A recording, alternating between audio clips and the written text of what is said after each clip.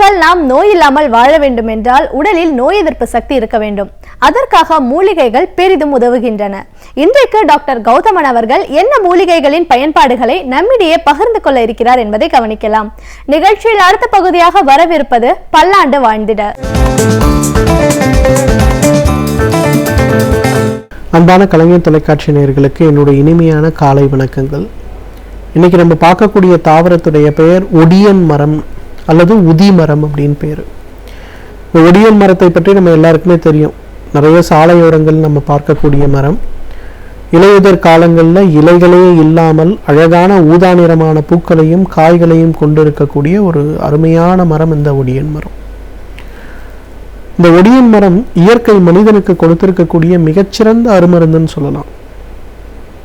ஏன்னு கேட்டீங்கன்னா, உடல் உறுப்புகள், உடலில் இருக்கக்கூடிய தசைகள் அழுகுவதை தடுப்பதற்கு அதிகமான பாரம்பரிய மருந்துகள் இல்லை. அந்த வகையில் பார்த்தீங்கன்னா, அந்த ஒரு பிரச்சனைக்கு சிறந்த தீர்வளிக்கக்கூடிய மருந்து தான் இந்த ஒடியன் மரம்.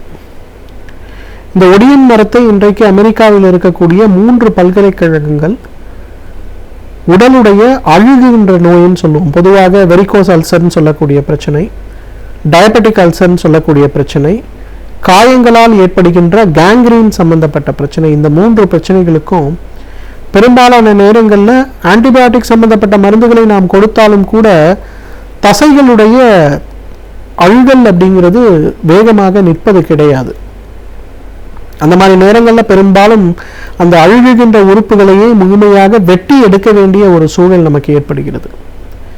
இதை தடுப்பதற்கு பார்த்தீங்கன்னா, இந்த ஒடியன் மரத்திலிருந்து எடுக்கக்கூடிய ஒரு மூலக்கூறு பயன்படுகிறது அப்படிங்கிறத இன்றைக்கு அவங்க வெளிப்படுத்தி இருக்கார்கள். ஆனால் பாரம்பரிய மருத்துவத்தில் பார்த்தீங்கன்னா, அழுகுகின்ற காயங்கள், பொதுவாக காலில் ஏற்படுகின்ற காயங்கள், நீரிழிவு நோயினால் ஏற்படுகின்ற காயங்கள், பிட்டப்பகுதியில் ஏற்படுகின்ற பௌத்திரம் சம்பந்தப்பட்ட நோய்கள், அதாவது ஃபிஸ்டுலா சம்பந்தப்பட்ட நோய்கள், இதெல்லாம் ஏற்படும் போது பார்த்தீங்கன்னா, ஒடியன் மரத்திலிருந்து எடுக்கக்கூடிய மரப்பட்டையை நன்றாக காய்ச்சி அந்த காய்ச்சி இருக்கக்கூடிய கஷாயத்தை வைத்து அந்த காயங்களை கழுவுகின்ற ஒரு பழக்கத்தை இன்றளவும் கிராமங்களில் நம்ம பார்க்கலாம். கேரளாவில் பார்த்தீங்கன்னா, இன்றைக்கும் புகழ்பெற்று இருக்கக்கூடிய ஆயுர்வேத மருத்துவமனைகள்லாம் பார்த்தீங்கன்னா, இந்த டயபெட்டிக் நியூரோபதி சிகிச்சை அப்படின்னு வரும்போது, டயபெட்டிக் அல்சர் சம்பந்தப்பட்ட சிகிச்சை வரும்போது, இந்த ஒடியன் மரத்திலிருந்து எடுக்கக்கூடிய மரப்பட்டையை காய்ச்சி அதில் இருக்கக்கூடிய கஷாயத்தை வைத்து அந்த காயங்களில் ஊற்றி கழுவுவதை இன்றளவும் நம்ம பார்க்க முடியும். இந்த வெரிகோஸ் அல்சர், குறிப்பாக இந்த வெரிகோஸ் அல்சர் ஏற்படும் போது பார்த்தீங்கன்னா, அந்த கால்களில் இருக்கக்கூடிய தசைகள் முழுமையாக அழுகி போய்விடும். அந்த தசைகள் போன பிறகு பார்த்தீங்கன்னா, அந்த இடங்கள்ல வெறும் வெற்றிடமான காயமாக இருக்கும். தோலே இல்லாமல் அந்த இடங்கள் ஓப்பனாக இருந்தால் எப்படி இருக்கும் பாருங்க, அந்த அளவுக்கு இருக்கும். என்ன பவர்ஃபுல்லான மருந்துகளை போட்டாலும், என்ன வகையான மருந்துகளை உட்கொண்டாலும் அந்த இடங்களில் கடுமையான காயம், வலி, எரிச்சல் மற்றும் இரத்த கசிவு அல்லது வெண்மை நிறமான திரவம் அந்த இடத்திலிருந்து வடிந்து கொண்டே இருக்கும். நிறைய பேருக்கு பார்த்தீங்கன்னா, அவங்க காலையில் கட்டு போட்டு வச்சாங்கன்னா அடுத்த 2 மணி நேரத்தில் பார்த்தீங்கன்னா அந்த இடத்துல கடுமையாக தண்ணி வடிந்து துர்நாற்றம் அடிக்கக்கூடிய ஒரு நிலைமை கூட இருக்கலாம். அந்த மாதிரி இருப்பவர்களுக்கெல்லாம் ஒடியன் மரத்திலிருந்து எடுக்கக்கூடிய அந்த கஷாயம் ஒரு மிகச்சிறந்த மருந்து. ஒரு 60 மில்லி அளவுக்கு ஒடியன் மரத்திலிருந்து எடுக்கக்கூடிய கஷாயத்தை காலை, மதியம், இரவு உணவுக்கு முன்பு உள்ளுக்கு சாப்பிட வேண்டும். அதே கஷாயத்தை கொண்டு காலில் விட்டு நன்றாக அந்த காயங்களை கழுவ வேண்டும். ஒரு வார காலம் கொஞ்சம் எரிச்சலோடு கூடிய வலி இருக்கும். அதன் பிறகு பார்த்தீங்கன்னா, புதிய தோல் உருவாகி வருவதை நம்ம பார்க்க முடியும்.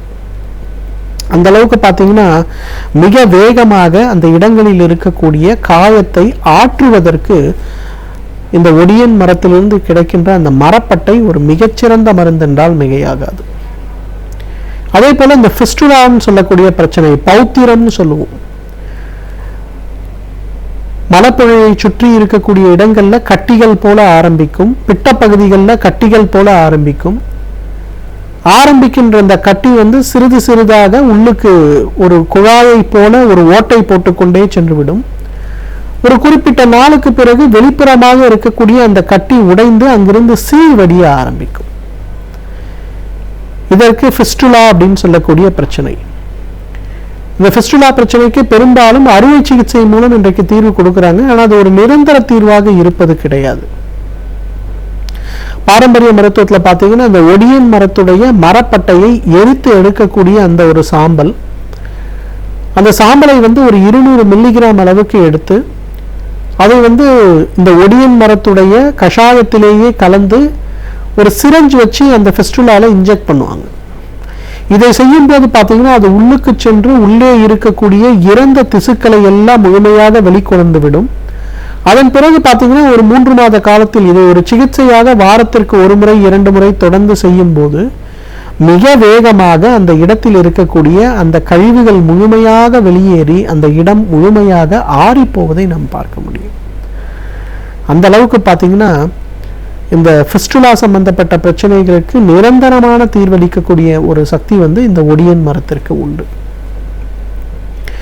ஒடியன் மரத்திற்கு அதே போல பார்த்தீங்கன்னா முட்டு வலிகளை நீக்கக்கூடிய சக்தி உண்டு. பொதுவாக பாரம்பரிய மருத்துவத்தில் உபநாக ஸ்வேதம் அப்படின்னு சொல்லக்கூடிய ஒரு சிகிச்சை சொல்லுவாங்க.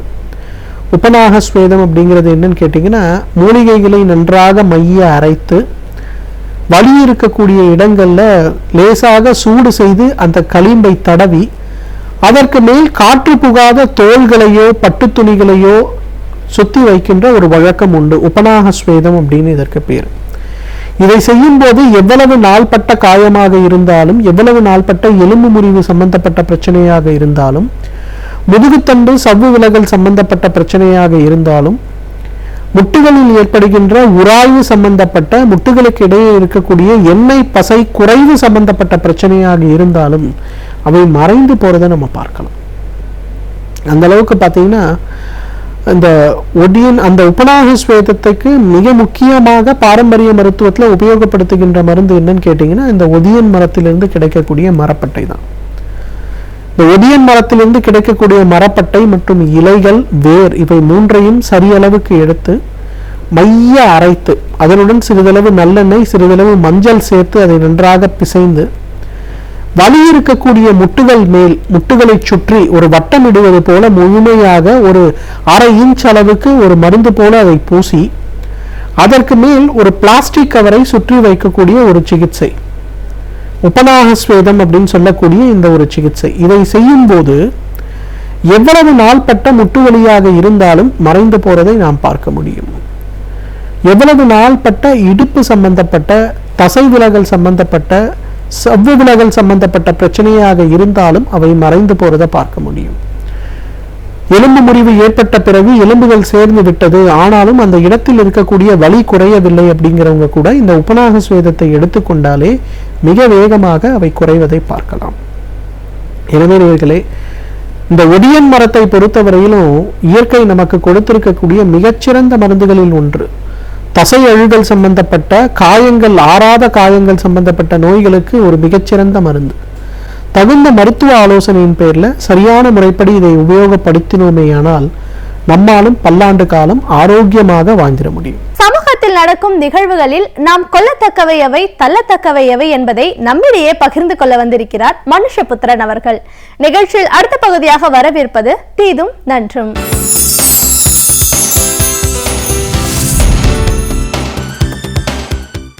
வணக்கம் நண்பர்களே, இன்னும் ஒரு இனிய காலை பொழுதில் தீதும் நன்றும் நிகழ்ச்சியில் உங்களை சந்திப்பதில் மிக்க மகிழ்ச்சி அடைகிறேன். இன்றைக்கு போகி பண்டிகை. இந்த போகி தினம் என்பது உண்மையில் தமிழர்களுடைய பண்பாட்டு வாழ்க்கையில் ஒரு முக்கியமான ஒரு நீண்ட ஒரு கொண்டாட்ட தினங்களினுடைய ஒரு முதல் துவக்க நாள் என்று சொல்லலாம்.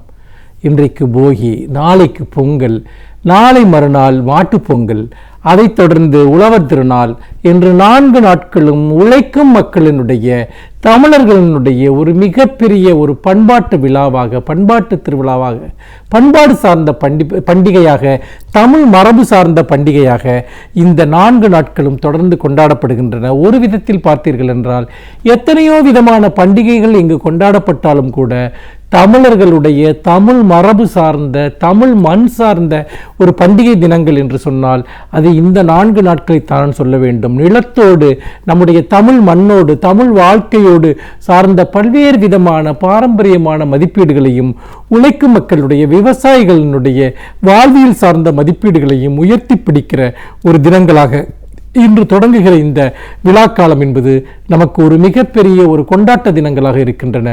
அந்த வகையில் உங்கள் அனைவருக்கும் என்னுடைய மனமார்ந்த போகி, பொங்கல் மற்றும் உழவர் திருநாள் வாழ்த்துக்களை நான் தெரிவித்துக் கொள்கிறேன். நண்பர்களே, இன்றைக்கு இருக்கக்கூடிய இந்த போகி பண்டிகை என்பது இதற்கு ஒரு மரபு இருக்கிறது. அதாவது மக்களுடைய பல்வேறு விதமான நம்பிக்கைகள் சார்ந்து கொண்டாடப்படுகிற பண்டிகைகளில் இந்த போகி பண்டிகையும் ஒன்று. அந்த நம்பிக்கைகளின் அடிப்படையில் மக்கள் இதை ஒரு இந்திரனுக்கு எடுக்கக்கூடிய ஒரு விழாவாக ஒரு தரப்பினர் கருதுகிறார்கள். அதாவது மலைக்கடவுள் என்று சொல்லக்கூடிய வருணனுக்கு அதிபதியாக இருக்கக்கூடியவர் இந்திரன். அந்த இந்திரனை வழிபடக்கூடிய, மலைக்கடவுளை வழிபடக்கூடிய ஒரு விழாவாக இந்த போகி பண்டிகை என்பது இருந்து கொண்டிருக்கிறது. இந்த போகி தினத்தில் நாம் முக்கியமாக விவசாயிகள் அவர்கள் செய்யக்கூடிய ஒரு முக்கியமான ஒரு விஷயம் என்பது தங்களுடைய பழைய ஆடைகளை எரித்து விடுவதாகும். குறிப்பாக பெண்கள் அவர்களுடைய பழைய துணிகள், ஆடைகளை எரித்து விடுவதாகும். இது ஒரு விதத்தில் ஒரு அடையாளபூர்வமான நிகழ்ச்சி என்று கூட சொல்லலாம். ஆடைகள் மட்டுமல்ல, வீட்டில் இருக்கக்கூடிய துடப்பம் மற்றும் பல பயன்படுத்திய பொருள்கள், இப்படியான ஒரு கழிவுகளை நீக்கக்கூடிய ஒன்றாக, அல்லது தேவையற்றவற்றை அழுக்கு பிடிந்த ஒன்றை நீக்கி விடுவதற்கான ஒன்றாக இந்த விழா கொண்டாடப்படுகிறது. உண்மையில் இது ஒரு அற்புதமான, ஒரு உணர்வுபூர்வமான ஒரு செயல்பாடாக நான் பார்க்கிறேன். ஏனென்றால் ஒன்றை நாம் புதிதாக துவங்க வேண்டும் என்று சொன்னால், வாழ்க்கையில் ஒன்றை நாம் புதிதாக ஆரம்பிக்க வேண்டும் என்று சொன்னால், நம்முடைய வாழ்க்கையில் இருக்கக்கூடிய பழைய விஷயங்களை நாம் கைவிட வேண்டும். அப்படி கைவிடாவிட்டால் அந்த பழைய விஷயங்கள் நம்முடைய வாழ்க்கையை அடைத்து கொண்டிருக்கும். ஏதோ ஒரு விதத்தில் நம்முடைய பழைய நம்பிக்கைகள் அல்லது பழமையான விஷயங்கள், நம்முடைய பழமையான கற்பிதங்கள், இவற்றையெல்லாம் நாம் விட்டொழித்தால்தான் பாரதி சொல்வானே, இன்று புதிதாய் பிறந்தோம் என எண்ணமதை திண்ணமுறை இசைத்து கொண்டு தின்று விளையாடி இன்புற்றிருந்து வாழ்வோம் இங்கு என்று மகாகவி பாரதி பாடினானே, அத்தகைய ஒரு புதிதாய் பிறக்கிற ஒரு அனுபவத்தை நாம் பெற வேண்டும் என்று சொன்னார். பழையனவற்றை கைவிட வேண்டும். அந்த வகையில் தான் எந்த சமூகம் என்பது பழமையை உதறுகிறதோ, பயன்படுத்தியவற்றை உதறுகிறதோ, அந்த சமூகம்தான் மேலும் மேலும் முன்னேறி செல்ல முடியும் என்பது ஒரு அடிப்படையான தத்துவம். அறிவியலும் அதுதான். அதை குறிக்கக்கூடிய ஒரு தினமாக, ஒரு அடையாளபூர்வமாக சில பழைய விஷயங்களை கைவிடுவதன் மூலமாக நாம் ஒரு புதிய நாளை, ஒரு புதிய ஆண்டை, தமிழ் புத்தாண்டை நாம் துவங்குகிறோம், ஒரு புதிய வருடத்தை துவங்குகிறோம் என்கிற ஒரு உணர்வு நமக்கு கிடைக்கிறது. இந்த உணர்வு என்பது மிகவும் முக்கியம். நாம் அப்படித்தான் நம்முடைய வாழ்க்கையில் ஒரு புத்துணர்ச்சியை உருவாக்கி கொள்ள முடியும், புதிய மதிப்பீடுகளை உருவாக்கி கொள்ள முடியும். நாம் ஒன்றை உதறிவிட்டு மேலே எழுகிறோம் என்கிற ஒரு உணர்வு தான் நமக்கு அடித்தளமான ஒரு ஆதாரமான உணர்வாகும். அப்படி செய்கிற போது ஒரு அடையாளபூர்வமாக வீட்டில் இருக்கக்கூடிய சில பொருட்களை எரித்து விடுவது என்பது நமக்கு நெருப்பினுடைய, அந்த எரிகிற அந்த நெருப்பினுடைய வெளிச்சம் என்பது நமக்குள் இருக்கக்கூடிய மூடத்தனங்கள், பகையுணர்ச்சிகள், வன்மங்கள், வெறுப்புணர்ச்சிகள், கசப்புகள், இவற்றையெல்லாம் எரித்து விட வேண்டும் என்பதனுடைய ஒரு அடையாளமாகத்தான் அந்த தினத்தை நாம் பார்க்கிறோம், அந்த தினத்தை நாம் கொண்டாடுகிறோம். அந்த போகியினுடைய நெருப்பு என்பது உண்மையில் நமக்குள் இருக்கக்கூடிய அழுக்காறுகள், நமக்குள் இருக்கக்கூடிய வஞ்சகங்கள், நமக்குள் இருக்கக்கூடிய வெறுப்புணர்ச்சிகளை அழிக்கக்கூடிய ஒன்றாக இருக்க வேண்டும், அவற்றை துடைத்து எரிந்துவிடக்கூடிய ஒன்றாக இருக்க வேண்டும் என்பதுதான் நம்முடைய விருப்பமாக இருக்கிறது. அப்படி பார்க்கிற போது இந்த போகிக்காக நாம் உண்மையில் நாம் செய்யக்கூடிய விஷயங்கள், பழைய பொருட்களை எரிப்பது என்பது அது வெறுமனே ஒரு சடங்கு அல்ல, மாறாக அது ஒரு குறியீடு சார்ந்த ஒரு செயல். அந்த குறியீடு சார்ந்த செயல் எதை குறிக்கிறது என்று நீங்கள் பார்த்தீர்கள் என்று சொன்னால், வாழ்க்கையில் இதுபோன்று நாம் கடந்து செல்ல வேண்டிய விஷயங்களை குறிக்கிறது. ஆனால் நாம் இங்கே சிலர் என்ன செய்கிறோம் என்றால், எல்லாவற்றையுமே ஒரு போலியான சடங்காக மாற்றி அதற்காக நாம் எதை வேண்டுமானாலும் செய்யலாம் என்கிற ஒரு மனநிலைக்கு தள்ளப்பட்டு விடுகிறோம். இன்றைக்கு போகி பண்டிகை என்பது ஒரு மிகப்பெரிய அளவிற்கு சுற்றுச்சூழல் மாசுபாட்டை உண்டாக்கக்கூடிய ஒன்றாக இருக்கிறது என்பதை தொடர்ந்து சுற்றுச்சூழல் ஆர்வலர்கள் சுட்டிக்காட்டுகிறார்கள். அதாவது போகி தினத்தன்று பிளாஸ்டிக் பொருட்களை எரிப்பது அல்லது வேறு விதமான காற்றை மாசடைய செய்யக்கூடிய பல்வேறு கரியமில வாயுக்களை உமிழக்கூடிய டயர் போன்ற விஷயங்களை எரிப்பதை எல்லாம் சிலர் வழக்கமாக கொண்டிருக்கிறார்கள். எத்தனை அபத்தமான ஒரு விஷயம்!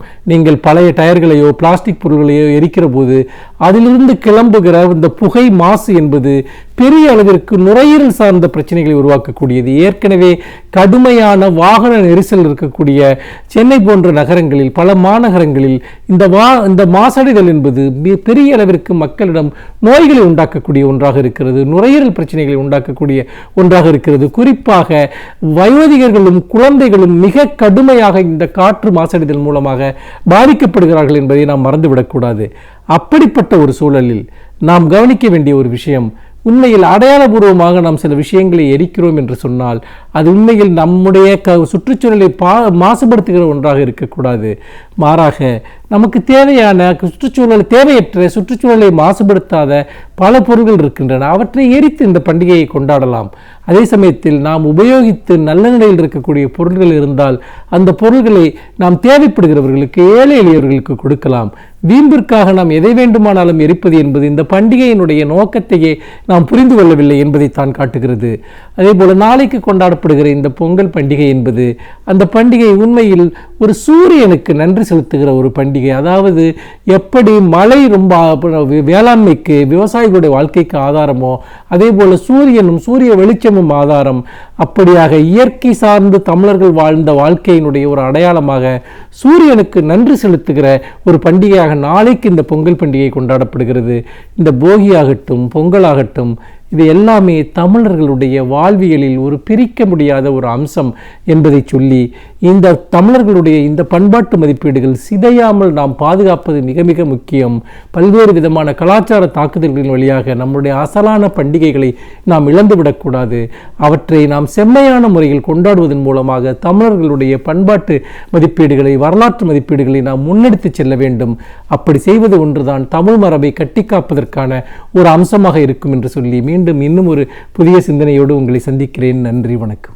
ஒவ்வொரு நாளும் இப்பகுதியில் வரும் விருந்தினர்கள் பல பயனுள்ள தகவல்களை நம்மிடையே பகிர்ந்து கொள்கிறார்கள். அந்த வகையில் இன்றைக்கு நாம் சந்திக்கவிருக்கும் விருந்தினர் என்ன பயனுள்ள தகவல்களை நம்மிடையே பகிர்ந்து கொள்ள இருக்கிறார் என்பதை கவனிக்கலாம். நிகழ்ச்சியில் அடுத்த பகுதியாக வரவிருப்பது சிறப்பு விருந்தினர்.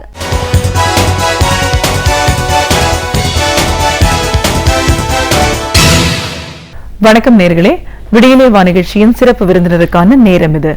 இன்றைய சிறப்பு விருந்தினர் தமிழறிஞர், ஆய்வாளர், எழுத்தாளர் முனைவர் சிவ சீதலா. தமிழ் திருநாள் தை திங்கள் முதல் நாள் தமிழ் புத்தாண்டா நம்ம கொண்டாட வேண்டிய அவசியம் என்ன, அதற்கான ஆய்வுகள், கல்வெட்டுக்கள் சான்று எவ்வளவு தூரம் இருக்கு, தமிழர்களுடைய கலாச்சாரம், நாகரீகம், வரலாறு சார்ந்த பல விஷயங்களை இன்னைக்கு நாம அவங்க கிட்ட கேட்டு தெரிஞ்சுக்கலாம். ஒரு தமிழ் அறிஞரா, எழுத்தாளரா, முதல்ல எங்க நிகழ்ச்சிக்கு உங்களை நாங்க வரவேற்கிறோம் மேடம். நன்றி, வணக்கம். உலகெங்கிலும் உள்ள கலைஞர் தொலைக்காட்சி நேயர்களுக்கு என்னுடைய வணக்கத்தை தெரிவித்துக் கொள்கிறேன். நிச்சயமா மேடம். ஒரு தமிழ் அறிஞரா, ஆராய்ச்சியாளரா, தமிழர்களோட நாகரிகம், அவங்களோட கலாச்சாரம், அவங்க எப்படி வாழ்ந்தாங்க, இதை பத்தின ஆய்வுகள்லாம் பல கல்வெட்டுகள் மூலமா இன்னைக்கு நமக்கு வெளியில தெரிஞ்சிருக்கு. அப்படின்னாலும் குறிப்பா நீங்க பல ஆய்வுகள் பண்ணிருக்கீங்க. அதை பத்தி உங்களோட புத்தகத்திலையும் எழுதிருக்கீங்க, சோழர்கள் கால வரலாறு என்னன்னு சொல்லிட்டு. இதுக்கெல்லாம் அப்பாற்பட்டு தை திருநாள், தை முதல் நாள் தான் தமிழ் புத்தாண்டு அப்படின்னு தலைவர் கலைஞர் அவர்கள் அறிவிச்சிருக்காரு. அதற்கு எழுத்துப்பூர்வமா, ஆய்வுகள் மூலமா எந்த அளவுக்கு அது உண்மை அப்படிங்கறத பத்தினியும் நீங்க ஆய்வு பண்ணிருக்கீங்க. இது எல்லா விஷயங்களையும் எங்க நேயர்களோட இன்னைக்கு நீங்க முழுமையா பகிர்ந்துக்கணும் மேடம். முதல் கேள்வி, தை முதல் நாள் தான் தமிழ் புத்தாண்டு அப்படின்னு தலைவர் கலைஞர் அவர் அறிவிச்சபடி எந்த அளவுக்கு அது ஆதாரபூர்வமான உண்மை அப்படிங்கிறது உங்களோட பார்வையில இருந்து நம்ம பேச மிகுந்த ஆதாரங்கள் இருக்கின்றன.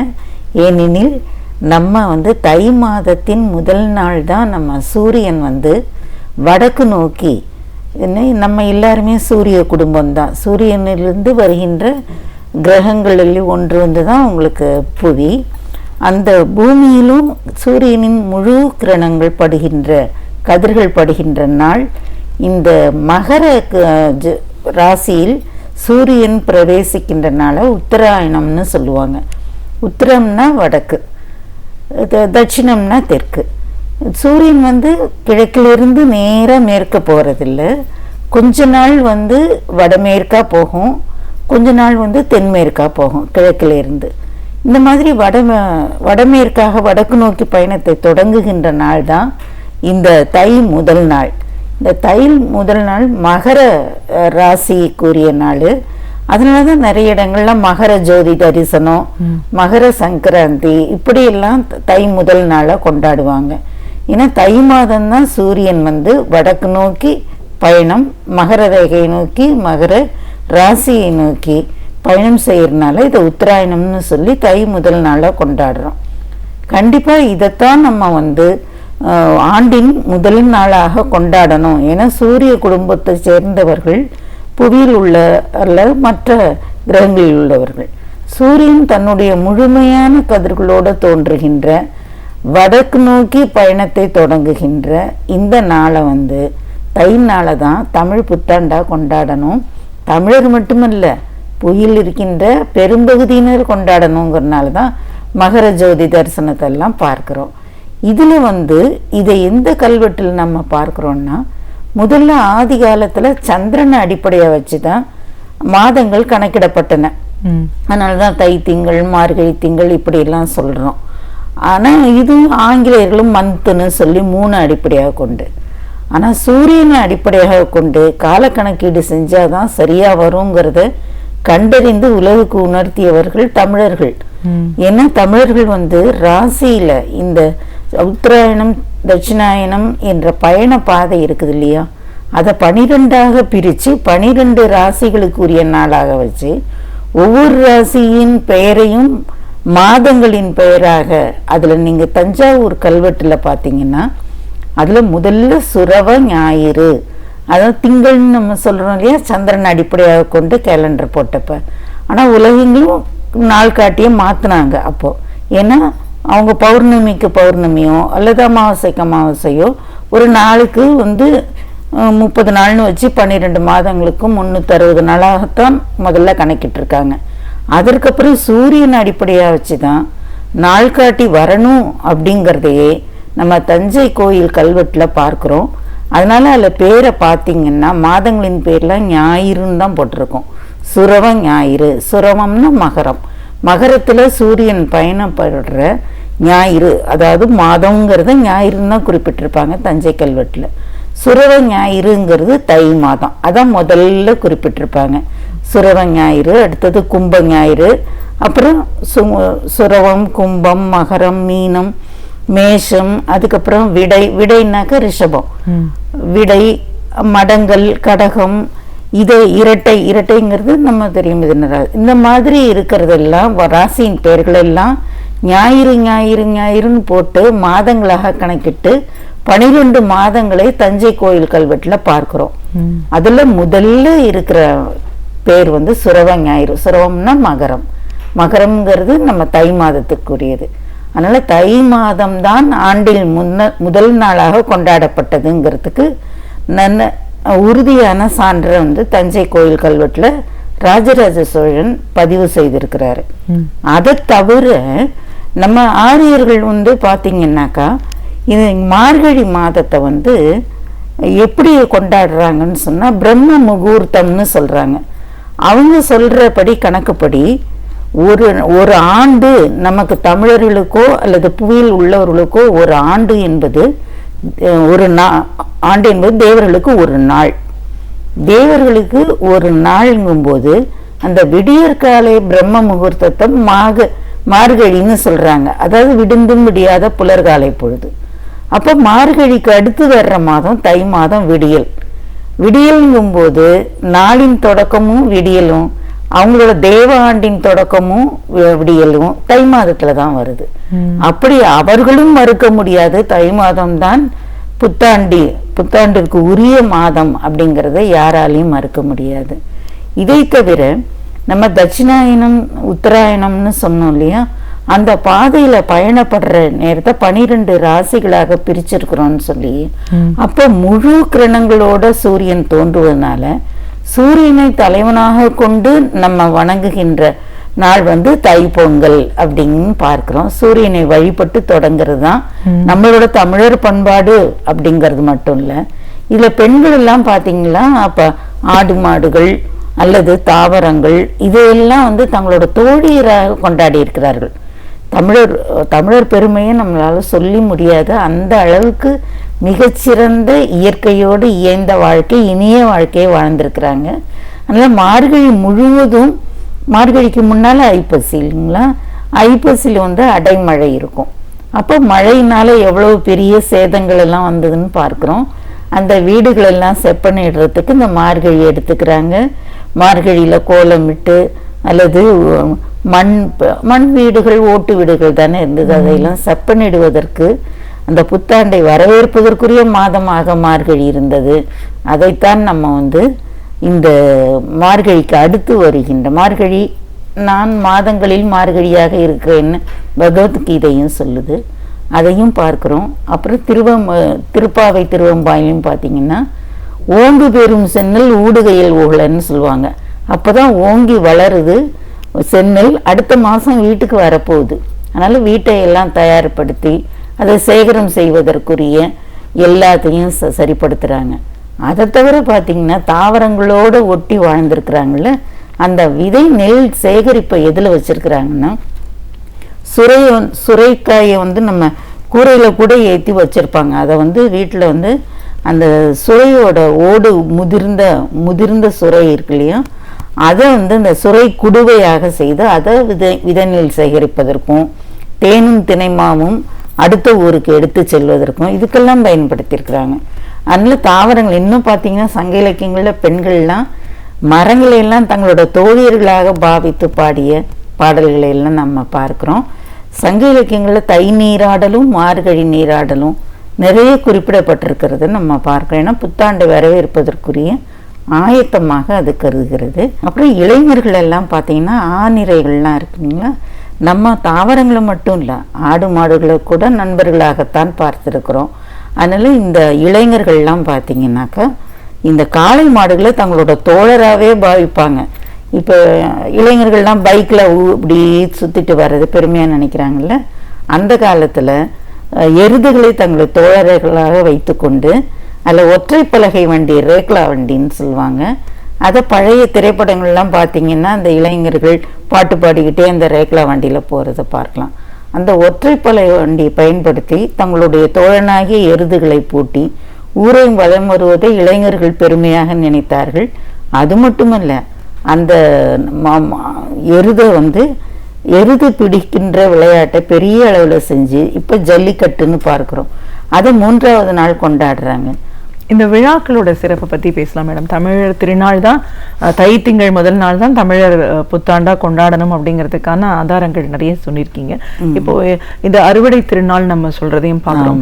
இது ஒரு திருவிழாவாகவே இந்த மாதம் கொண்டாடுறது பல இடங்கள்ல நம்ம பார்க்குறோம். நீங்க சொன்ன மாதிரி இந்த ஏறு பிடித்தல் இந்த மாதிரியான விஷயங்கள்லையும் இளைஞர்களையும் ஒவ்வொரு நாளுக்குமான சிறப்பு. முதல் நாள் நம்ம வந்து சூரியனை வழிபடுறோம், பொங்கல் திருநாள்னு சொல்றோம். இந்த வகைப்படுத்தி என்ன மாதிரியான ஒரு சிறப்புகள்லாம் இருக்கு அடுத்தடுத்து? அந்த விளைபொருள்கள் என்னென்ன விளைந்ததோ அதை தான் முதல் நாள் பார்த்தீங்கன்னா காய்கறிகள், பழங்கள் விளைந்தது, செங்கரும்பு இதையெல்லாம் வச்சு முதல் நாள் கொண்டாடுறாங்க பொங்கல். செங்கரும்பு சாதாரண கரும்பு மட்டும் இல்லை, அது வந்து நம்ம இயற்கையோடு இயைந்த வாழ்க்கைக்கு உணவாகவும் இருக்குது. இப்போ சுகர்னு ஜீனி போடுறோம் இல்லையா, அந்த காலத்தில் வெல்லம் காய்ச்சுவதை மிகப்பெரிய அளவில், அதாவது செங்கரும்பு உண்பதற்கும் வெண்கரும்பு ஆலைக்கரும்பு என்றும் குறிப்பிட்டு அது ஒரு பெரிய தொழிற்சாலை மாதிரியே நடக்கும். எங்கள் தாத்தா வீட்டிலே நான் பார்த்துருக்குறேன். ஏன்னா இந்த வெல்லம் காய்ச்சி அந்த வெல்லம் காய்ந்து வரும்போது அதை அச்சில் ஊற்றி அச்சு வெல்லமாக பயன்படுத்துவாங்க. அதுக்கப்புறம் பெண்களே ஆலைகளில் உட்காந்து தொழிலாளர்கள் மாதிரி உட்காந்து தேங்காய் சிரட்டையை வச்சு அடுத்த மாதிரி முதிர்ப்பாக எடுத்து இந்த கரும்பு சாறை பிழிந்து அதை காய்ச்சுறாங்க இல்லையா, அதை வந்து தேங்காய் சிரட்டையில் எடுத்து உருண்டை வெல்லமாக, அப்புறம் கையால் பிடித்து உருண்டை வெல்லமாக, அதற்கு கீழே தங்குகின்ற அந்த முதிர்ப்பாக எடுத்து தேங்காய் போன்றவர்களை போட்டு அதை கொண்டு வராங்க. இதெல்லாம் ஒரு பெரிய தொழிற்சாலை மாதிரி. இந்த உழவர்களுக்கு மட்டுமல்ல, தொழிலாளர்களுக்கும் இது புத்தாண்டு தான். ஏன்னா அந்த விளைபொருள்களெல்லாம் எப்படி பதப்படுத்தி சேகரிப்பது என்பதற்குரிய கருவிகளை செய்கிற குயவர்கள், இந்த உரல் போன்றவற்றை செய்கின்ற தச்சர்கள், இவங்க எல்லாருக்குமே இது பெரிய புத்தாண்டாக இருக்குது. இளைஞர்களுக்கும் இருக்குது, பெண்களுக்கும். பெண்கள் பசுவை வந்து தங்களுடைய தோழியாகவே பாவித்து வளர்க்கிறார்கள். அது பறவைகளோடு பேசுகிற நம்ம இலக்கியங்களை கூட பார்த்துருக்குறோம்.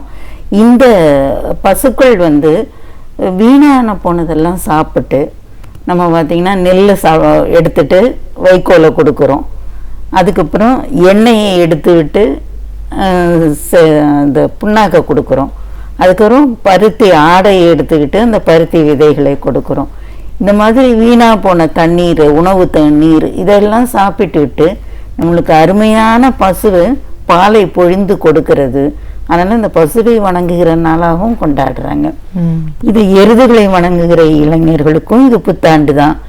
பசுக்களை வணங்குகின்ற வீட்டில் உள்ளவர்களுக்கும் இது புத்தாண்டு தான். அதை தவிர ஆடு மாடுகள்லாம், இவர் பட்டுக்கோட்டையாரோட பாடல்கள்லாம் நீங்கள் பார்த்தீங்கன்னா திரைப்படங்களில் இந்த ஆடுகளை வந்து ஏமாந்த உழைப்பாளி மாதிரி உருவகிச்சு பாடுவார். இந்த ஆடு வந்து இறை போடும் மனிதருக்கு இரையாகும் வெள்ளாடு அப்படின்னு பார்த்தீங்கன்னா, இந்த வெள்ளாடு வந்து உழைத்து விட்டு ஏமாந்து போன உழைப்பாளிகளுக்கு கொண்டு வருவார். அதனால தான் பட்டுக்கோட்டையார் என்ன சொல்கிறாரு, இந்த மாதிரி இனங்கள் எல்லாம் ஆடு மாடுகள்லாம் கூட்டம் கூட்டமாக தான் இருக்கும். கானகத்துலேயும் பார்த்தீங்கன்னா வலிய மிருகங்களை எதிர்க்கணும்னா நம்ம கூட்டமாகத்தான் நம்ம எதிர்க்க முடியுங்கிறத உணர்த்தியவர். கூட்டம் வேறு, இப்போ திருவிழாவுக்கெல்லாம் கூட்டம் கூடுது, அதற்கு ஒரு கொள்கையும் கிடையாது.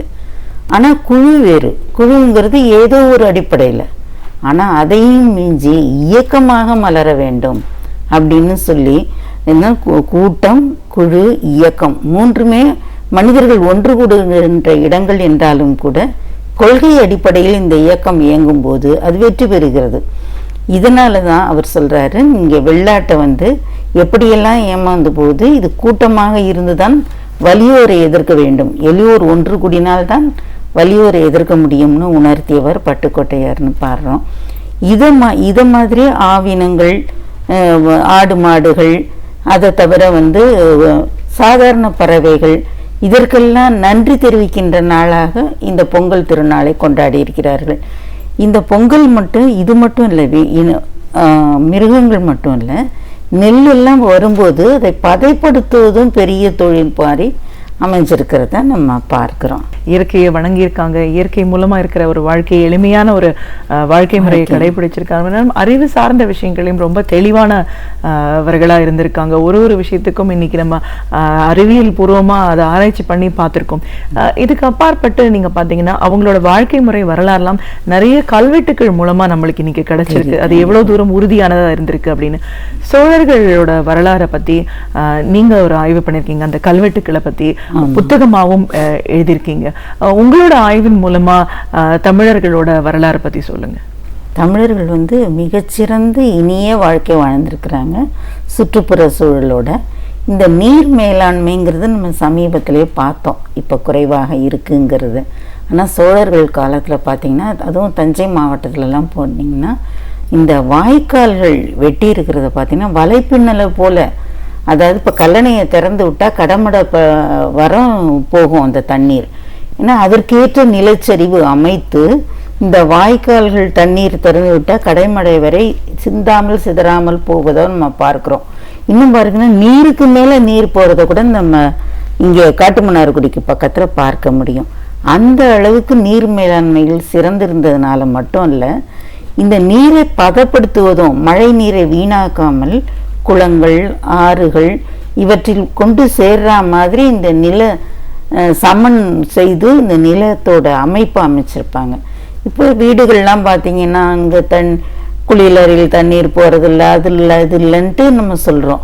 ஆனால் கோயில்கள்லாம் போய் பாருங்கள், தண்ணீர் மழை எவ்வளோ மழை பெய்தாலும் தண்ணீர் தேங்காது. அதற்கு வந்து இந்த தூம்பு கை கற்கள்னு ஒரு கற்களை பயன்படுத்தியிருக்காங்க.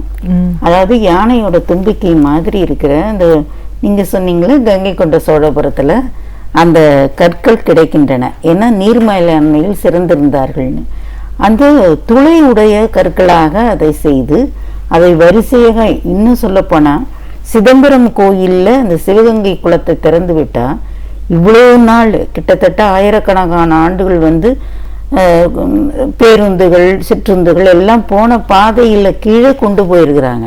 அது இன்னும் அடைபடாமல் சிவகங்கை குளத்தை தூர்வாரும் பொழுது நேர தில்லை கோயிலுக்கு வரும். அந்த தண்ணி நீர் மேலாண்மையை எப்படி பயன்படுத்தி இருக்கிறார்கள். அதனால ஒவ்வொரு ஊர்லேயும் குளங்கள் இருக்கிற பகுதியில் பார்த்தீங்கன்னா மழை தண்ணீர் தானாகவே சேகரிக்கும். ஏரிகள், குளங்கள், கிணறுகள், கோயில்களில் மட்டும் அல்ல, மற்ற இடங்கள்லையும் இருக்கிற கிணறுகளும் நீர் சேகரிக்கிற மாதிரி அந்த நீர்மட்டம் பார்த்து அமைச்சிருப்பாங்க. இந்த கல்லணையில் திறந்து விட்டால் கடைமடை வரைக்கும் போகும்னு சொன்னேன் இல்லையா, அதில் பார்த்தீங்கன்னா நடுவில் ஏரிகள், அந்த ஏரியிலே தாங்கல் ஏரின்னு ஒன்று, அதை வந்து ராஜேந்திர சோழன் கண்டுபிடிச்சது. இந்த தாங்கல் ஏரி முதல்ல வீராணம் ஏரி மட்டும் இல்லை, கங்கையை வென்ற போது நீர்மயமான வெற்றி தூண் அமைச்சிருக்கிறாரு. அது நான் சமீபத்தில் கங்கைக்கு போனப்ப அந்த கங்கைக்கு வெற்றி கொண்டதன் அடையாளமாக ஜெயஸ்தம்பம் நாட்டியிருக்கிறான். அதிலிருந்து இன்றும் கல்வெட்டு அதில் போட்டிருக்கு. இன்றும் கூட கங்கை வாழ் அந்தணர்கள் கொண்டு வந்து இந்த சிவகங்கம் ஏரி இருக்குதுங்களா, நம்ம கங்கை கொண்ட வெற்றி தூண் ஏரி, சோழகங்கம் ஏரின்னு சொல்லுவாங்க, அதில் கொண்டு வந்து விடுகிறார்கள்னு போட்டிருக்கான். ஆனால் இல்லை, அவன் அதை வெற்றி, ஏன்னா அந்த காலத்தை ஒரு நாட்டை வென்றால் அந்த நாட்டில் உள்ள நீரையும் பட்டத்து யானையும் கைப்பற்றுவார்கள். அதனால் அதை கொண்டு வந்திருக்கிறாரு ராஜேந்திர சோழன். அதை நம்ம பார்க்குறோம். இதை தாங்கல் ஏரி, வீராண ஏரியை பற்றி ஆண்டு கணக்கில் சொல்லலாம் நம்ம. ஏன்னா 10 மைல் நீளம், 5 மைல் அகலம், மனித முயற்சியால் வெட்டப்பட்ட மிகப்பெரிய ஏரி. நான் என்னுடைய மைந்தர் இங்கே அமெரிக்காவில் இருக்கும்போது நான் போனப்போ அங்கே இருக்கிற இந்த அமெரிக்கன் டைம்ஸில் இதை எழுதினேன். வீராணம் ஏரி மனித முயற்சினால வெட்டப்பட்ட மிகப்பெரிய ஏரி அப்படிங்கிறத சொல்லி அதில் 74 கண்மாய்கள் வைத்து அந்த காலத்திலேயே சோழர்கள் எந்த விதமான மின் தூக்கி அதெல்லாம் இல்லாமையே அவர்கள் அதை வெட்டி இருக்கிறார்கள்ங்கிறத பற்றி அதை நான் எழுதியிருக்கிறேன். இந்த வீராணம் ஏரி இந்த ஏரி மேலாண்மை நீங்கள் நினச்சி பாருங்கள், தை மாதம் நம்ம கொண்டாடுறோம். அதுக்கப்புறம் மாசி மாதத்தில் பார்த்திங்கன்னா எல்லா குளத்தையும் தூர் எடுத்து நீர் வாரி அதெல்லாம் இப்போவும் மாசி மாதம் கொண்டாடுறோம்.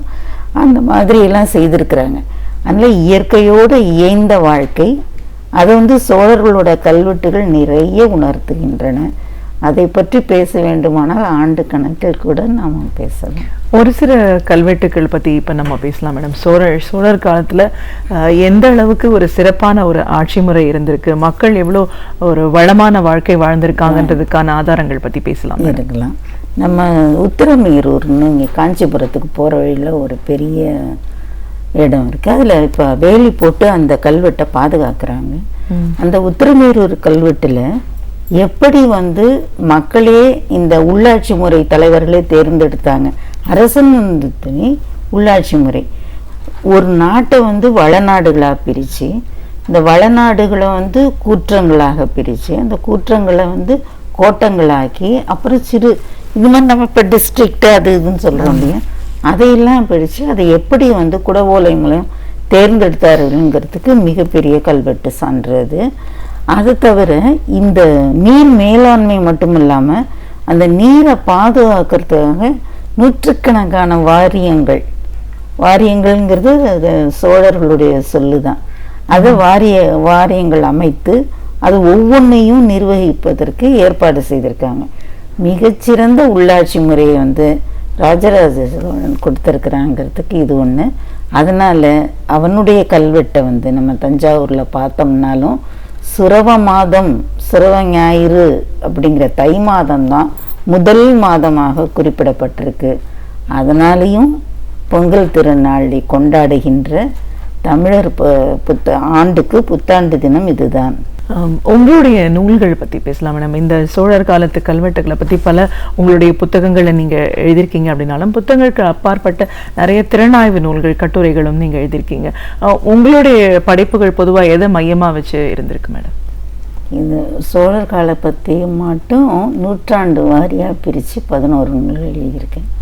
அது தவிர பெண்ணியம், அதாவது பெண்கள் முன்னேற்றம் எப்படி இருக்கணும் அப்படிங்கிறத பற்றி, பெண்ணியம் பற்றி ஒரு 5 நூல்கள் எழுதியிருக்கிறேன். அதுக்கப்புறம் பாஞ்சாலி சபதம் பற்றி, பாஞ்சாலி புதிய கண்ணோட்டத்தில் எழுதியிருக்கேன். இது இப்போ நான் எழுதின முதல் குலோத்துங்க சோழன் உலா அப்படிங்கிறது வெஸ்ட் பெங்காலில் ரவீந்திரநாத் தாகூரோட சாந்தி நிகேதனில் ரெஃபரன்ஸ் புக்காக இருக்குது, புத்தகமாக இருக்குது. அது தவிர இப்போ பெண்ணியங்கள் பற்றி எழுதின புத்தகங்கள் வந்து மதர் தெரசா பல்கலைக்கழகத்தில் பார்வை நூலாக வைக்கப்பட்டிருக்கு. இந்த நூல்கள் வந்து இதை தவிர, திறனாய்வு நூல்களை தவிர, இந்த கல்வெட்டு சோழர்களை தவிர கவிதையாகவும் எழுதியிருக்கிறது. சோழர் வரலாற்று மகா திராவிடம் என்று பெயரிட்டு சோழர்கள் எப்படி நாடு முழுவதையும் வென்றார்கள். இப்போ அலெக்சாண்டருக்கு ஈக்குவலாக தான், அலெக்சாண்டருக்கு சமமாக எண்ணப்பட வேண்டிய ராஜேந்திர சோழனை எப்படியோ உலக வரலாறு புறக்கணித்து விட்டது. நான் சொல்லியிருக்கிறாங்க, ஆனால் அதை கொண்டாடவில்லை. ஆனால் ராஜேந்திர சோழன் அந்த காலத்தில் வந்து Malaysia, Singapore, Thailand, Burma, Nakkavara தீவுகள்ங்கிற நிக்கோபார் தீவுகள், இலங்கை, இதையெல்லாம் வென்றிருக்கிறாரு. வென்று அங்கெல்லாம் கோயில்கள் கட்டியிருக்கிறாரு. ஏன்னா இந்து சமயத்தை பரவ செய்வதற்காக மட்டும் இல்லை, தமிழர் பண்பாட்டை பயன்படுத்தி அந்த தமிழ் மொழி அங்கெல்லாம் அடியெடுத்து வைக்கவும் செய்திருக்கிறாரு. நம்ம பார்த்திங்கன்னா இப்போ லோரிப்பாவாய் பாடல்கள்னு நேபாளில் பாடுறாங்க. அது வந்து ஏலோரம்பாவாய்ங்கிற நம்மளோட பாடல் தான் அது. அதை வந்து லோரிப்பாவாய் பாடல்கள்னு பாடுறாங்க. இது வந்து வரதராசனார் தன்னுடைய தமிழ் இலக்கிய வரலாறுல விரிவாக எழுதியிருக்கிறார். எப்படி வந்து அவர் இலங்கைக்கே போயிட்டு வந்து அதையெல்லாம் சொல்லியிருக்காரு. இலங்கை நமக்கே உரியதுங்கிறதுக்குரிய சான்றுகளை அவர் சொல்லியிருக்கிறாரு. அதில் வந்து வானமாதேவிக்கு ராஜேந்திர சோழர் வந்து தன்னுடைய ராஜராஜ சோழர் தன்னுடைய அன்னையாகிய வானமாதேவிக்கு அங்கே வானமாதேஸ்வரம்னு ஒரு கோயில் கட்டியிருக்கிறாரு. அது மட்டும் இல்லை, புலர்னருவா அப்படிங்கிற ஊரையே பேரை மாற்றி அனுராதபுரம்னு மாற்றி அதை வந்து நம்ம வரைக்கும் கொண்டு வந்திருக்கிறாரு. இந்த கோயிலும் இப்போவும் இருக்குது. எப்படி நம்ம வந்து கச்சத்தீவில் இருக்கிற அந்தோணியார் கோயிலுக்கு நம்ம போகிறதன் மூலம் அங்கே போக முடிகிறதோ, அதே மாதிரி வானமாதேவி கோயில் வழிபாடுங்கிறத கொண்டு வந்தால் நாம் இந்த இலங்கைக்கு சாதாரணமாக இப்போ நேபாளுக்கு போகிறாங்கல்ல, அது மாதிரி இருக்குது. இந்த கங்கை கொண்ட சோழபுரம்ங்கிறது நீர்மயமான வெற்றி தூண் அமைச்சார் இல்லையா, அதில் இவங்க கொண்டு வந்து தண்ணீர் ஆண்டுதோறும் ஊற்றுகிறார்கள்னு கல்வெட்டில் இருக்கே தவிர ஆண்டுதோறும் ஊற்றுனதை யார் பார்த்தாங்கன்னு தெரியல. ஆனால் ஒவ்வொருத்தரும் யாராவது ஒருத்தர் எடுத்துகிட்டு வந்து அதுலேருந்து வெற்றி கொண்டதற்கு அடையாளமாக கூட கொடுத்துருக்கலாம். நிச்சயமா மேடம், ஒரு தமிழறிஞரா, ஆய்வாளரா, ஒரு படைப்பாளியா, தமிழர் நாகரிகம் பற்றின பல விஷயங்களை தெரிந்தவரா, இன்னைக்கு தமிழர் திருநாளோட சிறப்புகள் என்ன, தை முதல் நாளை தமிழர் புத்தாண்டா நம்ம கொண்டாட வேண்டிய அவசியம் என்ன, அதற்கு ஆதாரங்கள் எவ்வளோ தூரம் இருந்திருக்கு, கல்வெட்டுக்கள் எவ்வளோ விஷயங்களை நம்மளுக்கு சொல்லியிருக்கு. இதையெல்லாம் தாண்டி தமிழர்கள் அப்படின்னு சொல்லும்போது சோழர் சாம்ராஜ்யத்தை பற்றி நம்ம மறக்கவே முடியாது. எவ்வளோ பறந்து விரிந்து அவங்க கடல் கடந்தும் போய் அவங்கள நிலைநாட்டியிருக்காங்க. ராஜேந்திர சோழனோட சிறப்புகள் என்ன அப்படின்னு உங்களோட படைப்புகள் சார்ந்தும் உங்களோட அனுபவங்கள் சார்ந்தும் பல விஷயங்களை எங்களோட நீங்க இன்னைக்கு முழுமையா பார்த்ததுக்கு நன்றி. நன்றி, வணக்கம். எனக்கு இந்த வாய்ப்பினை அளித்த கலைஞர் தொலைக்காட்சிக்கு நன்றி தெரிவிக்கிறேன்.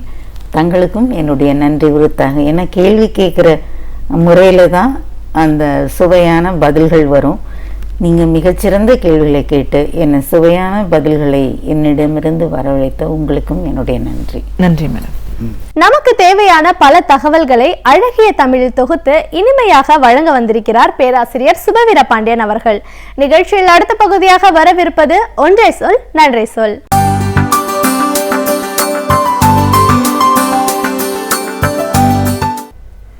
அனைவருக்கும் வணக்கம். பகுத்தறிவாளர்கள் அண்மை காலங்களில் தொடர்ந்து துப்பாக்கியால் சுட்டு கொல்லப்பட்டு கொண்டிருக்கிறார்கள் என்பது நாம் அறிந்த வேதனையான செய்தி.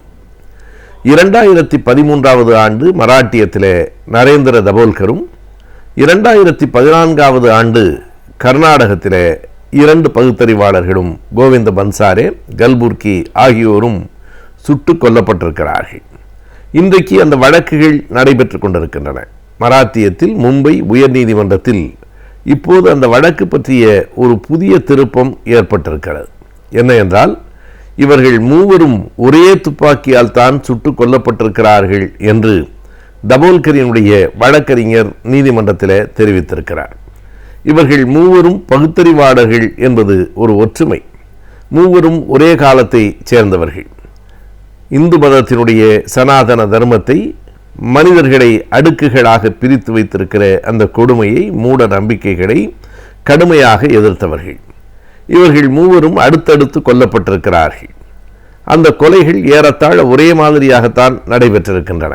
இன்றைக்கு பயன்படுத்தப்பட்டிருக்கிற துப்பாக்கியும் ஒரே துப்பாக்கி தான் என்று சொல்லப்படுகிறது. அது உண்மையானால் ஒரு திட்டமிட்டு ஒரு கும்பல் தான் மூவரையும் கொலை செய்திருக்கிறது என்பது நமக்கு தெளிவாகிறது. இவர்கள் மூவரும் கொலை செய்யப்பட்டதோடு நின்று விடாமல் இப்போது கர்நாடகத்தில் இருக்கிற எழுத்தாளர் MS பகவானுக்கும் ஒரு எச்சரிக்கை விடப்பட்டிருக்கிறது. அடுத்த குறி நீங்கள் தான் என்று வெளிப்படையாகவே சொல்லப்பட்டிருக்கிறது. இந்த தருணத்தில் கூட நாம் விழிப்பாக இல்லை என்றால் மராட்டியத்தோடும் கர்நாடகத்தோடும் அது நின்றுவிடப் போவதில்லை. இந்தியாவினுடைய எல்லா பகுதிகளுக்கும் இந்த கொலை தொடரப்போகிறது என்பதுதான் நமக்கு தெரிய வருகிற செய்தி. கொலை செய்யப்படுகிற அளவுக்கு அவர்கள் என்ன செய்தார்கள்? மூட நம்பிக்கைகளை எதிர்த்தார்கள். பகுத்தறிவு கருத்துக்களை பரப்பினார்கள். பகுத்தறிவு கருத்துக்களை பரப்புவது என்பது கொலை செய்யப்பட வேண்டிய குற்றம் என்று இந்த அரசு அல்லது இந்த சமூகம் அல்லது இன்றைக்கு இருக்கிற சூழ்நிலை கருதுமானால் அது எவ்வளவு பெரிய ஆபத்தானது என்பதை நாம் எண்ணி பார்க்க வேண்டும். இதற்கும் அரசுக்கும் எந்த தொடர்பும் இல்லை என்று சொல்லலாம். ஆனாலும் இதில் இருக்கிற உண்மைகளை விரைந்து கண்டுபிடிக்க தவறினால் பிறகு அரசும் குற்றவாளியாக ஆகிவிடும் என்பதுதான் அடிப்படையான உண்மை. இவர்கள் மூவருக்கும் இருக்கிற ஒற்றுமைகளை நாம் பார்க்கிற போது ஒரே காலத்தில் ஒரே மாதிரியான கருத்துக்களை இவர்கள் பரப்பினார்கள். ஒரே துப்பாக்கியால் கொல்லப்பட்டிருக்கிறார்கள் என்றால் கொண்டவர்கள் யாராக இருக்க முடியும் என்பது நமக்கு தெளிவாக புரிகிறது. மதவாதிகள், மத வெறியர்கள் தான் இதனை நிகழ்த்தி இருக்க வேண்டும். குறிப்பாக மதம் என்று சொல்லாமல் நாம் இந்து மத தீவிரவாதிகள் தான் என்றே வெளிப்படையாக சொல்லலாம். பொதுவாக சொல்லாமல் குறிப்பிட்டு சொல்லுவதற்கு காரணம் இவர்கள் மூவருமே மிக கடுமையாக இந்து மதத்தில் இருக்கிற ஏற்றத்தாழ்வுகளைத்தான் எதிர்த்து எழுதியும் பேசியும் வந்தார்கள். இன்றைக்கு எச்சரிக்கை விடப்பட்டிருக்கிற MS பகவானுக்கும் இது பொருந்தும். காரணம், அவர் ஆதிசங்கரரை பற்றிய கடுமையான விமர்சனங்களை கொண்ட ஒரு நூலை வெளியிட்டிருக்கிறார். அந்த புத்தகத்தில் அவர் மிகச் சரியாக பல சான்றுகளை எல்லாம் காட்டியிருக்கிறார். என்றாலும் அது பற்றியெல்லாம் கவலைப்படாமல் எங்கள் இந்து மதத்தைச் சேர்ந்த ஒருவரை நீங்கள் தாக்கியிருக்கிறீர்கள் என்கிற ஒரே ஒரு குறிக்கோளோடு அவரையும் சுட்டுக் கொள்வதற்கு இந்த கும்பல் தயாராகலாம். அப்படியானால் மத சார்பு என்பதே தீவிரவாதம் என்று நாம் கொள்ள வேண்டியதில்லை. மத சார்பு வேறு, மதவாதம் வேறு. நம் நாட்டில் 199 பேர் அல்லது அதற்கும் கூடுதலாகவே மத சார்புடையவர்களாகத்தான் இருக்கிறார்கள். மத சார்பற்ற பகுத்தறிவாளர்கள் எண்ணிக்கை மிக மிக குறைவுதான். மத சார்புடையவர்கள்தான் இந்த நாட்டில் கூடுதலாக இருக்கிறார்கள். அவர்கள் அத்தனை பேரும் கொடியவர்கள் என்றால் இந்த நாடு என்றைக்கோ சிக்கி சீரழிந்து சின்னாபின்னமாகி போயிருக்கும். அப்படி இல்லை. அந்த 99% பேரில் யாரோ 1% இருக்கிறவர்கள்தான் இப்படிப்பட்ட கொடுமையான தீவிரவாத பயங்கரவாத செயல்களில் ஈடுபடுகிறார்கள். மற்றவர்களுக்கெல்லாம் மத நம்பிக்கை உண்டு, கடவுள் நம்பிக்கை உண்டு, மத சார்புடையவர்களாக இருக்கிறார்கள். மதத்தை தங்கள் வாழ்க்கையினுடைய ஒரு சொந்த பகுதியாக வைத்திருக்கிறார்களே தவிர மதவாதம் என்பதைப் போல அவர்களினுடைய மத சார்பு அமையவில்லை. மதவாதம் என்பது மதத்தையே பொது வாழ்விற்கு உரியதாக ஆக்கி, அரசியலுக்குரிய அடித்தளமாக ஆக்கி, மதத்தின் பெயரால் தங்களை வளர்த்து கொள்வதும், தங்களினுடைய மதத்தினுடைய கருத்துகளுக்கு எதிராக யார் பேசினாலும் அவர்களை தீர்த்து கட்டுவதுமாக போகிற இந்த மதவாதம் மத வெறியாக மாறி, அந்த பயங்கரவாதத்தின் காரணமாகத்தான் இவர்கள் மூவரும் இன்றைக்கு கொல்லப்பட்டிருக்கிறார்கள் என்பது தெளிவாகிறது. மூவரும் கொல்லப்பட்டது ஒரே துப்பாக்கியாக இருக்குமா என்கிற ஐயம் சாதாரணமாக ஒதுக்கிவிடக்கூடியது இல்லை. அப்படியானால் மராத்தியத்திலும் கர்நாடகத்திலும், ஏன் இந்தியா முழுவதிலும் இதற்கான ஒரு திட்டமிட்ட வேலை திட்டம், அதாவது ஒரு நெட்வொர்க் இருக்கிறது என்றுதான் அதற்கு பொருள். அடுத்தடுத்த குறிகளாக அவர்கள் ஒரு பட்டியலையே வைத்திருக்கிறார்கள். அறிவு இயக்கம் இந்த நாட்டில் நடந்துவிடக்கூடாது, மூட நம்பிக்கைகளுக்கு குறுக்கே யாரும் வந்துவிடக்கூடாது என்று கருதுகிறவர்கள் இந்த கொலைகார பட்டியலில் இருக்கக்கூடும். அரசும் நீதிமன்றமும் இதை இன்னமும் கூடுதல் விரைவோடு கையில் எடுக்கவில்லை என்று சொன்னால் இங்கே கருத்து சுதந்திரம் என்பதே இல்லாமல் போய்விடும். இன்றைக்கு சித்தாந்த அடிப்படையில் மாறுபட்டவர்களை சுட்டுக் கொள்ளுகிறவர்கள், நாளைக்கு கட்சி அடிப்படையில் வேறுபடுகிறவர்களையும் சுட்டுக்கொள்ள தயங்க மாட்டார்கள் என்பதற்கு எந்த உறுதியும் இல்லை. எனவே கட்சி வேறுபாடு, கருத்து வேறுபாடு அல்லது வேறு சின்ன சின்ன கருத்து மாறுபாடுகளுக்கு கூட துப்பாக்கியும் கொலையும் தான் தீர்வு என்று கருதுகிற ஒரு மனநிலை, என்று கருதுகிற ஒரு பயங்கரவாதம் இந்த மண்ணிலே வேரூன்றி கொண்டிருக்கிறது. வெளிநாடுகளிலே இருந்து வேறு வேறு மதத்தை சார்ந்த பயங்கரவாதிகள் இந்தியாவிற்குள்ளே வந்து துப்பாக்கி சூடு நடத்தி நம் மக்களை கொலை செய்து விட்டார்கள் என்றால் அதை மிக கடுமையான குற்றமாக நாம் எடுத்துக்கொள்கிறோம். அதற்கும் இதற்கும் பெரிய வேறுபாடு இல்லை. வெளிநாட்டிலே இருந்து வந்து அந்த பயங்கரவாதத்தில் ஈடுபட்டால் தான் அதற்கு பயங்கரவாதம் என்று நாம் சொல்ல முடியாது. உள்நாட்டில் நடந்து கொண்டிருக்கிற இந்த கொலைவெறி தாக்குதலும் பயங்கரவாதம் தான். எனவே பயங்கரவாத தடை சட்டத்தின் கீழ் இந்த வழக்குகள் நடத்தப்பட வேண்டும். வெறும் கொலை வழக்குகளாக, ஈபிகோ பிரிவின்படி நடத்தப்படுகிற வழக்குகளாக இல்லாமல் இது மிக கடுமையான பார்வையில் இந்த வழக்குகள் நடத்தப்பட வேண்டும். திட்டமிட்டு ஒரு கும்பல் நாடெங்கும் இப்படிப்பட்ட கொலைகளை செய்து கொண்டிருக்கிறதோ என்கிற ஐயம் இன்றைக்கு எழுந்திருக்கிறது. இதனை பகுத்தறிவாளர்கள் மட்டும் இந்த கருத்தினை வெளிப்படுத்தவில்லை.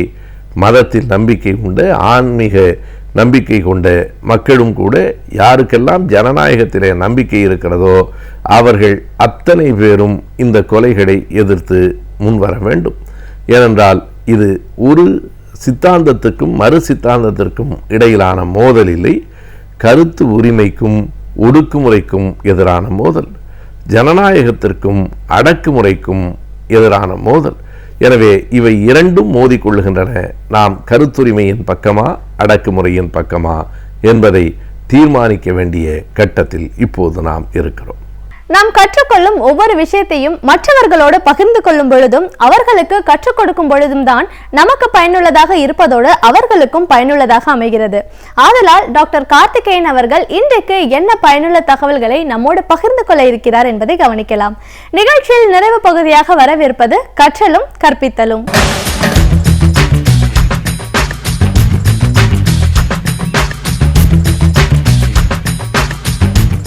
வணக்கம். சென்ற சில வாரங்களாகவே பிள்ளை வளர்ப்பை பற்றி பேசிக்கிட்டு இருக்கோம். அன்பு, அதிகாரம், இதை பற்றி தான் சென்ற வாரம் பேசணும். அன்பு தெரியாமல் அதிகாரம் மட்டும் தெரியும் பொழுது என்ன செய்கிறாங்க அந்த குழந்தைன்னா, அதிகாரத்தை தூக்கி போட்டுடுறாங்க, இல்லை அதிகாரத்தை கையில் எடுத்துக்கிறாங்க அவங்க. அப்போ என்னன்னா, அதிகாரத்தை தொலைச்சிட்டு பெட்ரோல் நிற்கிறாங்க. அப்போ அன்பு போயிடுதாங்க, அதிகாரத்துக்கான சண்டையாக தான் மாறிடுது. இதனால தான் இன்றைக்கு பல இடங்களில் பார்த்தா யார் சொல்கிறத யார் கேட்குறதுங்கிறது தான் பிரச்சனையாக இருக்குது. எது சரி எது சரியில்லைன்னு ஆரம்பித்து கடைசியில் எங்கே நிற்குதுன்னா, கடைசியில் யார் சொல்கிறத யார் கேட்குறாங்க. அதிகாரம், பேரம், இதுதான் நடந்துக்கிட்டு இருக்கு. இதனுடைய அடிப்படையை கொஞ்சம் புரிஞ்சுக்கிட்டோன்னா இதை நம்ம சுலபமாக கையாளலாம். அடிப்படை அன்பு பரிமாற்றம்ங்கிறது வார்த்தைகளால் இருக்க வேண்டிய அவசியம் இல்லை. இப்போது நமக்கு முன்னாடி இந்த தலைமுறையில் கூட யாரும் வீட்டில எல்லாம் ஐ லவ் யூன்னுலாம் சொன்னது கிடையாது. கட்டி பிடிச்சி நீ தான் எனக்கு எல்லாமே வாயில் சொன்னதில்லை. ஆனால் அவர்களுடைய செயல்கள் உணர்த்தும். அதற்கான நேரம் இருக்கும். நீ இது செய்கிறது எனக்கு பிடிச்சிருக்குன்னு சொல்கிறதுக்கு ஒரு நேரம் இருக்கும். அதற்கான வெளி இருக்கும். அதற்கான மனிதர்கள் இருந்தார்கள். ஸோ அதே மாதிரி அன்பு ஒரே இடத்துலேருந்து வர வேண்டியது இல்லை. பல இடங்கள்லேருந்து அன்பு வந்துட்டு இருந்தது. வீட்டில் தாத்தா பாட்டிகள் இருந்தாங்க, மாமா மாமிகள், அத்தைகள் எல்லாம் இருந்தாங்க, சித்தி சித்தப்பா பெரியப்பான்னு இருந்த காலத்தில் பல இடங்கள்லேருந்து அன்பு வரும் அந்த குழந்தைக்கு. இன்றைக்கு அதனுடைய சோர்ஸ் குறைஞ்சி போயிடுச்சு. ஸோ முழுக்க அப்பா அம்மாவை தான் நோக்கி அவங்க பார்க்க வேண்டிய கட்டாயம் இருக்காங்க. அறைகள் அதிகமாகிடுச்சு, ஆட்கள் குறைஞ்சி போயிட்டாங்க. அப்போ அந்த அம்மா அப்பாக்கள்கிட்ட எது வருதுன்னு பார்க்குறப்ப அன்போட அதிகார தோரணை தான் அதிகமாக வர ஆரம்பிக்குது. எதை செய்யணும், எதெல்லாம் செய்யக்கூடாது, சமூகத்திற்காக வாழ்கின்ற வாழ்க்கையாக மாறி போய் இதை செஞ்சால் என்னாகும். இன்றைக்கு முழுக்க அரசியலும் சமூகமும் உள்ளே வந்துடுச்சு குழந்தை இதுக்கு வளர்ப்புக்குள்ளே. என்ன செய்கிறோன்னா, வெளியில் போய் யார் கூட விளையாடணும்னு அம்மா அப்பா சொல்கிறாங்க. எந்த மாதிரி இடத்துல வீடு கட்டணும், அவங்க என்ன சொல்கிறாங்க, கேட்டட் கம்யூனிட்டிங்கிறாங்க. வெளியில் இருக்கிறவங்க உள்ளே வரக்கூடாது, ஒரே மாதிரி சமூக அந்தஸ்து இருக்கிறவங்க தான் இருக்கணும். அதுவும் யார் கூட விளையாடணும், எவ்வளோ நேரம் விளையாடணும், என்ன மாதிரி விளையாட்டு விளையாடணும், எங்கே படிக்கணும், எதை படிக்கணும், எதெல்லாம் படிக்கக்கூடாது, எங்கெல்லாம் சேரக்கூடாது, இதை முழுமையாக பெற்றோர் நிர்ணயம் பண்ணுறாங்க. அப்போ அந்த குழந்தைக்கு தேர்வுங்கிற விஷயமே இல்லாமல் போயிடுது. கொஞ்ச காலம் வரைக்கும் பார்த்தீங்கன்னா ஒன்றுமே கிடையாது.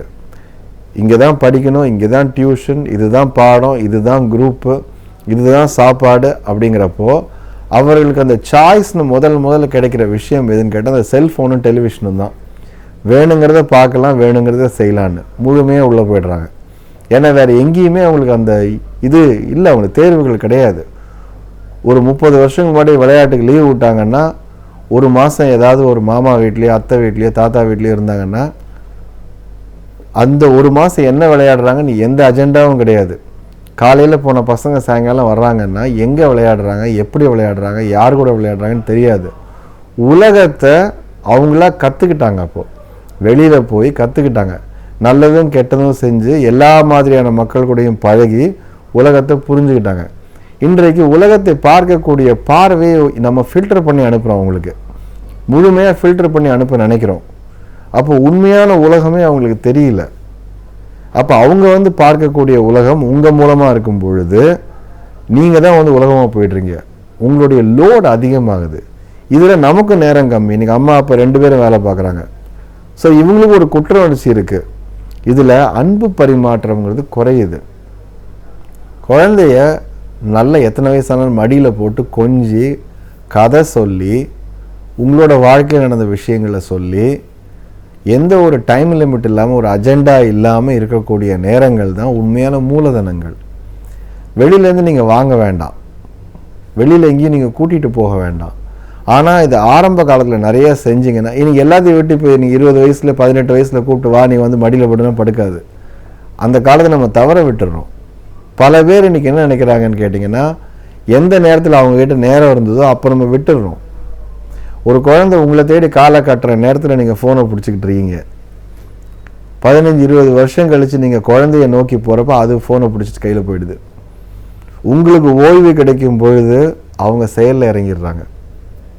ஆனால் உங்களுக்கு வாழ்க்கை புரிஞ்சு இதுதான் முக்கியம்னு புரிகிற காலத்தில் குழந்தைகள் பக்கத்துலேயே இல்லை. இன்றைக்கு அயல்நாடு மாதிரி நம்ம ஊர்கள்லேயும் 15 வயசு 16 வயசு அப்படிங்கிறப்பவே அவங்க முழுமையாக என்ன பண்ணுறாங்க, தேர்வுகள், அதுக்கடுத்த குரூப்பு, எங்கே போகணும், ஃபாரின் போகணும். அப்போ ஒரு குழந்தையாக இருக்கிற காலம் ரொம்ப குறைஞ்சி போயிடுச்சு.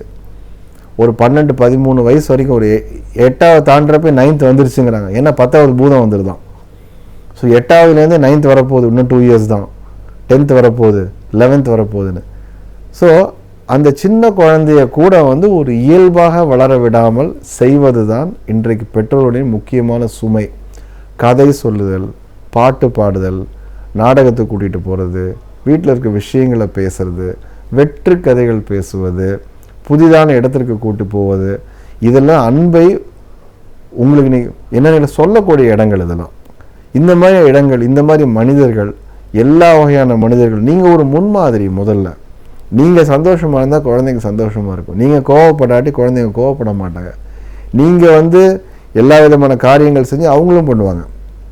ஆனால் இன்றைக்கு என்ன நினைக்கிறோன்னா எதை நம்ம தவற விட்டோமோ அதை பிள்ளைகள் மூலமாக காம்பன்சேட் பண்ண நினைக்கிறோம்.